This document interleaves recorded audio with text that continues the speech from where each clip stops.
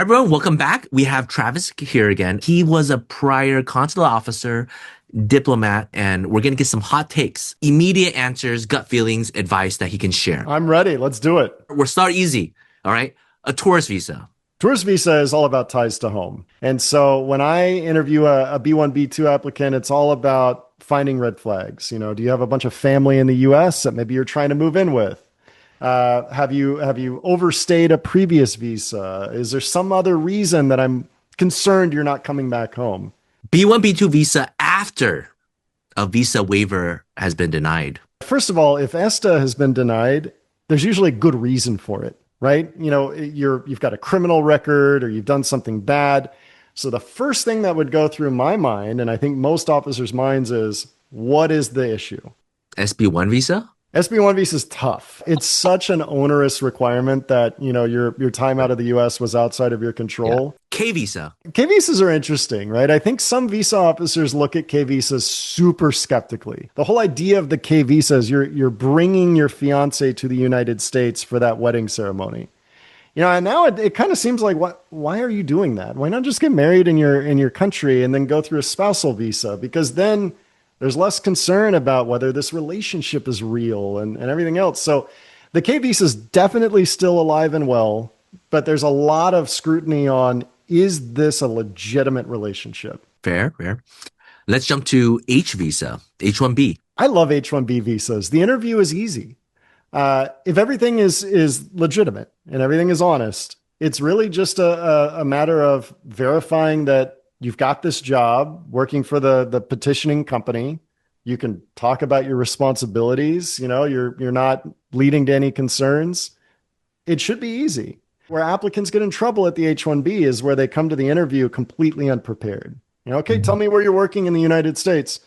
I can't remember. Now I'm thinking, wait a minute. Is this a legitimate petition or is this something your brother filed for you to get you to the United States? Where they work, what they're going to be doing, some particulars. They've got maybe an employment contract if the officer wants to see it. That's a pretty good interview usually. Okay, okay. What about an E2? The E visas are interesting. They're a little bit vague in the requirements, especially for E2. What's a significant investment? I don't know. Is that $20,000? Is it $100,000? E2 applicants need to be very, very well versed in exactly what they're doing. Where's their money coming from? What have they invested into? What are their plans in the United States? Because the officer, again, they're looking at this application with no other details. And they're thinking, what in the world is this applicant up to? Okay. What about O1? The O1 is maybe the hardest visa interview of them all. Wow. And it's because the visa officer has really lofty ideals of what constitutes extraordinary ability. And they're expecting an applicant who can give a very strong, confident explanation of what makes them extraordinary. And they're expecting them to back that up. Anytime I had an O1 applicant in my window, I was immediately going to Google and typing their name in because I assumed that, look, if you're extraordinary, you've probably got a website, you've got some media about you. Those interviews can be really fun, but they can be really frustrating when you've got somebody that's just not prepared for the critical stage that is the visa interview. What about O2? In my opinion, it's actually harder than O1s. I think an O2 can be harder. I think it's another situation where you've got to explain the particulars of why you qualify. I think a lot of O2 applicants, a lot of them are very busy. A lot of the jobs that these people have is highly demanding. They're traveling, they're on the road, they're doing whatever. And the visa interview is like slotted in as a last ditch, hey, we just got to get this, hurry up and get it done. And I think visa officers, at least myself, when I saw an O2 coming in, a lot of times I was thinking, oh no, let's see how this one goes. Somebody who's in the EB1A category, they're the best of the best. You guys are doing their immigrant petition now, What do you guys adjudicate for? It's a lot like an O1, actually. I mean, it's kind of a similar review. It's is this person at the top of their game? But I think you go a step deeper from that, which is, are we talking about a self-petition or an employer petition? Self-petition raises some other concerns, and I've worked with some really qualified EB1 applicants, but They don't have a job waiting for them in the United States. They can't really explain what their plans are. That I think is the additional concern here. If you can't really articulate to the visa officer your professional trajectory once you're in the country. Remember the 75 country ban that was recently announced is at least ostensibly predicated on this idea of a public charge vetting process that needs to be in place.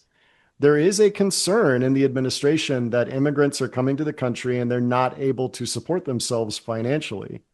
And so I think that's one place that I would focus on for a self-petitioned Mhm. EB1 is how are you gonna survive? What about EB2, EB3? These are the interviews that I think take maybe more time. You've got these, like family-based visas. It's really just, are you related? Do you have any red flags? If not, okay, great. These EB2 situations really do take some time. They take some scrutiny. It takes some dialogue. Tell me exactly what you are doing right now. Tell me what you're doing in the United States. How would you tell your story? How has your professional life progressed to where you are now? And how is it still, sensical that this is the opportunity that you're going after in the United States? And you discovered an inadmissibility, a fraud, a misrepresentation, a prior lie, something you now have to deny the client.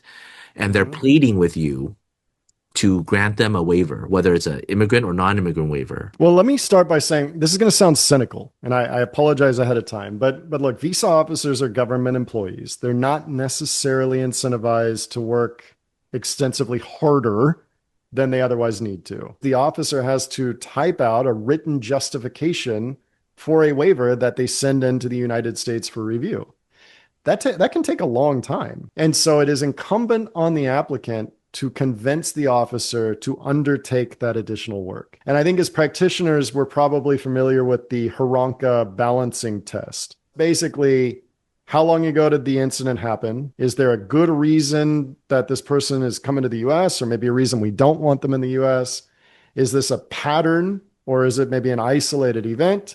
And has this person learned from the experience? Have they rehabilitated or reformed themselves, right? That's basically the mental calculus that an officer is going through when they're deciding whether to undertake this additional effort. Some lawyers, some practitioners will write a lengthy legal memo citing case law and statutes. I find that that can be less effective in some situations where you're talking to likely a non-lawyer. I like to put more empowerment in the hands of the applicant to explain what happened while, taking responsibility. Also remember those balancing factors. This was a long time ago. I learned from it. Uh, and not every officer is going to do that, no matter how well you explain your situation.